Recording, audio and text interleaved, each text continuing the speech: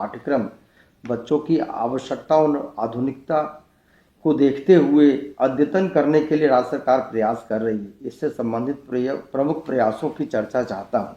और सर, ऐसा ही सवाल नारायण झा विद्यालय अध्यापक उच्च माध्यमिक विद्यालय करहरा बेनीपट्टी मधुबनी से है। उन्होंने भी ऐसा ही सवाल पूछा है। देखिए, स्किलिंग पे मेरी जितनी भी मीटिंग हुई हैं और उसमें मेरा ये रहा है कि बच्चे जो स्कूल में हैं, विशेषकर 9th 10th 11th and 12th, ये 4 क्लासेस के, इनको जो स्किल ट्रेनिंग है वह उनको देनी चाहिए। और इसके लिए हम लोग ये कर रहे हैं कि जितने भी उस स्कूल के निकट में जो ITI हैं, पॉलिटेक्निक हैं और इंजीनियरिंग कॉलेज हैं, हम लोग उसके साथ संबंध कर रहे हैं। संबंध पूर्व एक पत्र लिखा गया था, किंतु उसके बाद इस पर आगे की कार्रवाई नहीं की गई।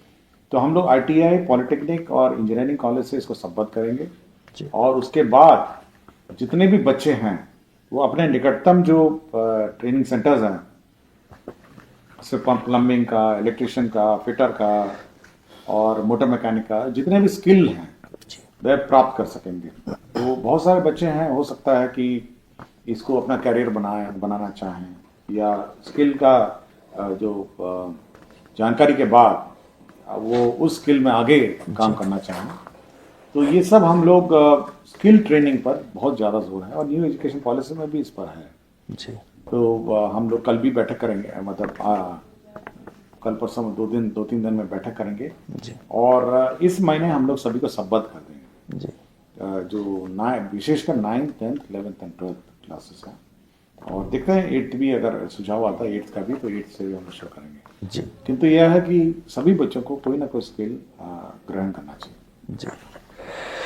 एक राष्ट्रपति पुरस्कार प्राप्त शिक्षिका है कुमारी गुड्डी, उत्क्रमित हाई स्कूल से हैं, बेलवा काशीपुर किशनगंज से।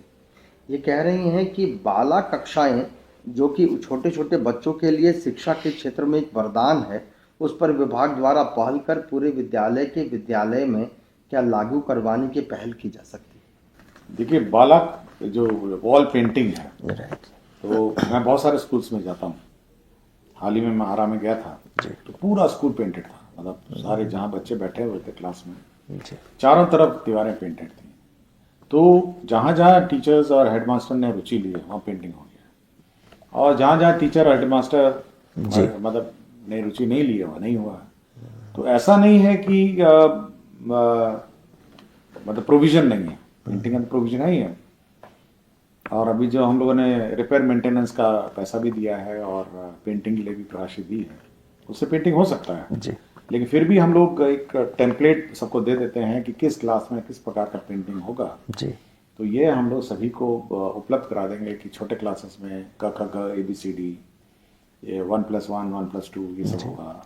क्लास 2 में क्या पेंटिंग होना है, क्लास 3 में क्या पेंटिंग होना है, क्लास 4 में क्या पेंटिंग होना है, और क्लास 5 मतलब 5th तक कम से कम जो क्लासरूम्स हैं या स्कूल की दीवारें वो पेंटेड होनी चाहिए। और बहुत सारे मैंने देखा है, अन्य राज्यों में भी मैं गया हूँ, तो जो महाअनुभवों के जो स्लोगन हैं, महात्मा गांधी जी के हैं और विवेकानंद के स्लोगन्स हैं, ये सारे विभिन्न स्कूल के दीवारों पे ये बिल्कुल पेंटेड रहती है जी।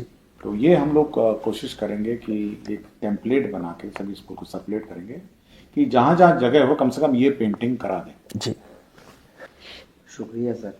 एक शिक्षक है पंकज कुमार, मध्य विद्यालय गजेंद्र बीघा हिलसा नालंदा से। ये कह रहे हैं कि आए दिन शिक्षा विभाग और शिक्षक गण के बीच स्कूल समय अवधि एक ज्वलंत मुद्दा बना रहता है। क्या विभाग इस पर कोई विचार कर रही है कि स्कूलों की समय अवधि और समय सारणी का कोई स्थायी हल निकाला जा सकता है? क्या हमारे विद्यालयों को निजी विद्यालयों की तरह सुबह 8 बजे से 2 बजे तक किया जा सकता है? अगर 8 बजे 2 बजे करने लगा तो आप सोच सकते हैं क्या रिएक्शन जी। तो हम लोग देखते हैं, देखिए ग्रामीण परिवेश में जो व्यवस्था है और जो टाइमिंग है इसको बड़ा ध्यान से देते हैं। हमारे सारे स्कूल तो ग्रामीण क्षेत्र में है, बिल्कुल शहरी क्षेत्र में कम है। तो हम लोगों ने हाल ही में आपके स्कूल टाइमिंग्स परिवर्तन किए हैं जी। मतलब मॉर्निंग में आधा घंटा और लेट किया है जी, और इवनिंग में भी हम लोगों ने जल्दी छोड़ने का प्रावधान किया है। लेकिन हम लोग एक ऑप्शन रख रहे हैं, आपको 4-5 ऑप्शन देंगे जी कि हेडमास्टर साहब जो हैं वो टीचरों की फ्लेक्सी टाइमिंग्स निर्धारित कर सकते हैं जी कि कोई टीचर पहले आ सकते हैं, कोई टीचर बाद में आ सकते हैं, लेकिन फ्लेक्सी टाइमिंग उन मामलों में जहाँ पर कमरे कम हैं और क्लासेस ज़्यादा हैं। जी तो आप कुछ क्लासेस पहले चलाइए, फिर कुछ क्लासेस बाद में चलाइए, कुछ क्लास शिफ्ट में चलाइए।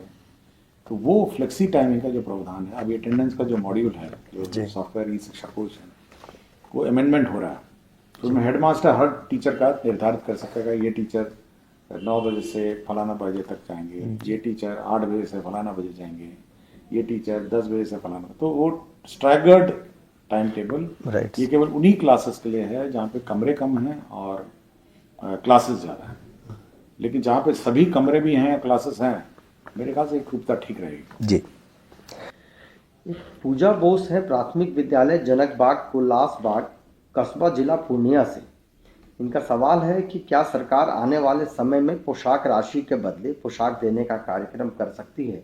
इस पोशाक के अंतर्गत पेंट, शर्ट, जूता, मोजा, टाई, बेल्ट, यहाँ तक कि सर्दी के मौसम में स्वेटर यानी फुल यूनिफॉर्म लाने की योजना कर सकती है, क्योंकि सरकार की तरफ से सबसे लाभकारी महत्वाकांक्षी योजना हर बच्चों के हाथ में ससमय किताब मिलने की योजना 100% सफल रही है। क्योंकि मैंने ऐसे देखा है कि कुछ बच्चों के माता पिता ऐसा करते नहीं। देखिए, हम लोग चाह रहे हैं कि जैसे प्राइवेट स्कूल में जब नई स्कूल और क्लासेस शुरू हो रही हैं, तो जो पहला दिन है, जी उसी पहले दिन में आपको पोशाक, किताबें, किट सब उपलब्ध हो जानी चाहिए, और किताबें भी सब की। तो अगले वर्ष से हम लोग इस पर योजनाबद्ध तरीके से काम कर रहे हैं। जी हम लोग कोशिश में लगे हैं कि जो पहला डे 1 जिसको होगा, तो बच्चे नए कपड़ों के साथ, नए पोशाक के साथ नए क्लास में दाखिला लें। लेकिन जहाँ तक कपड़े बना के उपलब्ध कराने की बात है, हम लोगों ने बहुत मंथन किया, इस पर बहुत रिसर्च हुआ और बहुत सारे इंस्टीट्यूट्स इस पर लगे रहे। फिर बाद में हम लोगों ने लगा कि नहीं, क्योंकि स्थानीय स्तर पर कपड़े सिलाए जाएं, स्थानीय स्तर पर कपड़े बनाए, मतलब जी बच्चों के नाप से कपड़े बनाए जाए, और बच्चे अपने रुचि भी लेंगे कि नया कपड़ा माता पिता सिल के देते हैं। तो हम राशि जो है वो इस बार हम लोग ऐसे समय पे देंगे ताकि आप जो बच्चा नए क्लास में जाएगा, जी तो नए क्लास में वो नए कपड़े, नए किताब, नए बैग, नए पुस्तकें और नई सोच के साथ वो अगला क्लास में जाएगा। जी बहुत शुक्रिया सर। कि अब कुछ बच्चों के सवाल है सर। आराध्या, ईशया और नेहा 6वीं में पढ़ती है, बालक मध्य विद्यालय मुसल्लापुर पटना से है। इनका सवाल है कि स्कूल में खेलने का सामान आता है परंतु हमें खेलने को नहीं मिलता है और स्कूल का बाथरूम साफ नहीं रहता है। प्रधानाध्यापक से शिकायत करने पर जवाब मिलता है खुद साफ करो। देखिए, जहाँ तक खेलने की बात है, सामग्री है, इस बार हम लोगों ने कहा है कि 1 घंटे का क्लास हर रोज निर्धारित होना है। जी उसके 1 घंटे में आपको खेलना है, पेंटिंग करना है, या फिर डांस करना है बच्चों का, और या फिर अन्य जो करिकुलम है, जी वो 1 घंटे में आपको करना। म्यूजिक है, ये सब है, हर रोज है। और ये बिल्कुल हम लोग मॉनिटर करेंगे कि आपने जो टाइम टेबल बनाया है, और ई शिक्षा कोर्स में इसको चढ़ाना भी होगा जी। भविष्य में। अभी व्यवस्था नहीं है, लेकिन भविष्य में ई शिक्षा कोर्स में टाइम टेबल भी हम लोग मॉनिटर कर सकेंगे। जी कितने आपने खेलने के समय दिए, कितना म्यूजिक हुआ, कितना डांस हुआ, आर्ट हुआ, कल्चर हुआ। तो हम लोग का है कि जो एजुकेशन है ये बड़ा मतलब समावेशी एजुकेशन हो। जी केवल किताब पढ़ के या किताब का अध्ययन करके एजुकेशन ना हो, बल्कि बच्चे सभी कलाओं में निपुण हो। आर्ट है, क्राफ्ट है, कल्चर है, म्यूजिक है। और जहाँ तक बाथरूम की बात है, हम लोगों ने सभी टीचर्स को ये राशि दी है कि सफाई कर्मी रखे, वो सफाई नियंत्रण करें। तो ये शिकायत ज़रूर जगह जगह में मिलती है, और कभी कभी जो वेतन आगे पीछे हो जाता है जी सैलरी का, उसमें भी ये निरंतरता थोड़ी टूट जाती है। तो हम लोग कोशिश करेंगे कि समय पे ऐसे सफाई कर्मी को वेतन मिले और वो निरंतरण रूप से इस पर काम करें। जी सर। एक कक्षा 8 का छात्र है सुशील कुमार, राम मोहन राय सेमिनरी से है। शिक्षक पढ़ाने की बजाय खुद पढ़ने बोलते हैं और स्वयं दूसरे कामों में व्यस्त हो जाते हैं। देखिए, एक बार मुझे याद है, जी। मैं किसी बच्चों के से बात कर रहा था, जी तो मैं ऐसे पूछा कि आपके स्कूल में क्या चलता है। जी तो बिल्कुल यही बात बोला बच्चा ये बच्चे नहीं मेरे ख्याल से जी बच्चे ने सवाल पूछा है हाँ, सर। तो बच्चा बोला कि सर हम तो जाते हैं स्कूल में और तो उसने एक बड़ा टर्मिनोलॉजी बोला, मैं मेरे दिमाग में आज भी बैठा है। और मैं प्रभारी जिला सचिव भी रहते हैं, हम लोग जिले में जाते हैं। तो उसने बोला, मैंने कहा तो आप बैठे रहते हैं, टीचर क्या करते हैं? जी स्कूल में तो आप जाते हैं। एक शब्द बोला, तो वो बच्चे ने इजाज किया होगा, बच्चों ने ही इजाज किया कि बोला कि गपिस्टिंग करते हैं। तो शब्द मुझे गपिस्टिंग जो शब्द है ना, जी तो मैंने कहा ये गपिस्टिंग क्या होता है? तो बोला वो हम बैठे रहते हैं, वो गप लगाते हैं। मेरे ख्याल से ये बड़ा आपत्तिजनक है। देखिए बच्चा आता है, बच्चे और माता पिता बड़े उत्साह से आपको बच्चों को भेजते हैं, और जो शिक्षक हैं ये उनका दायित्व है कि वो बच्चे को मतलब शिक्षा दे, उसका भविष्य बनाए। मैं बार बार बोलता हूँ, हर फोरम में बोलता हूँ, बस उसका भविष्य बनाने का काम आपका है। अगर उस समय में आप गपिस्टिंग करेंगे, मोबाइल देखेंगे और इंटरनेट देखने बैठ जाएंगे तो थोड़ा अब ये बहुत कम संख्या है, मैं ये नहीं कहता कि बहुत लोग करते हैं, बट जितने भी टीचर करते हैं ये काम, वो मेरा उनका अनुरोध है कि भाई बच्चों को पढ़ाइए। जी और ज़्यादातर मैंने बहुत सारे स्कूल में मैं औचक जाता हूँ, ज़्यादातर स्कूल में बच्चे को टीचर लोग बड़े मेहनत से पढ़ाते हैं, जी बहुत मेहनत लगाते हैं। बट कुछ हैं जो गपिस्टिंग अभी भी मतलब करते हैं, जिसका मेरा अनुरोध है कि आदत छोड़ के आप बच्चों को पढ़ाएं। जी सर। एक साक्षी सिन्हा है, कक्षा 8 की बच्ची है, आर्य कन्या प्राथमिक विद्यालय नया टोला से है। उसका सवाल है कि स्कूल के बंद होने का समय निर्धारित समय 3:15 है, परंतु कई बार बच्चों के कम आने की स्थिति में स्कूल पर समय से पहले बंद करा दिया जाता है, और घर जल्दी पहुंचने पर अभिभावकों का प्रश्न होता है कि स्कूल जाने की बजाय कहीं और घूम रही थी क्या। देखिए अभी हम लोगों ने जो अटेंडेंस सिस्टम है, अभी एंट्री अटेंडेंस फोटो के साथ है जी, तो अभी 1 दिसंबर से एग्जिट अटेंडेंस भी फोटो के साथ है जी, मतलब जब आप बाहर स्कूल छोड़ के जाएंगे तब भी आपको फोटो खींचनी होगी जी, तो एंट्री और एग्जिट दोनों अब मॉनिटर होगा, पहले नहीं था। जी, तो हमको बार बार पूछे कि भाई ये मतलब एग्जिट एंट्री जो है वो बिना फोटो के कारण है, तो क्या हो रहा है, तो यही शिकायत है जी, तो इस बार एग्जिट अटेंडेंस भी फोटो के साथ है। जी, तो मेरे ख्याल से ये शिकायतें कम हो जाएंगे सर। और समय भी मैंने निर्धारित किया 4 बज गया, बिल्कुल, 4 बजे, तो अब वो शिकायत नहीं होगी कि जल्दी बच्चे चले जाएं।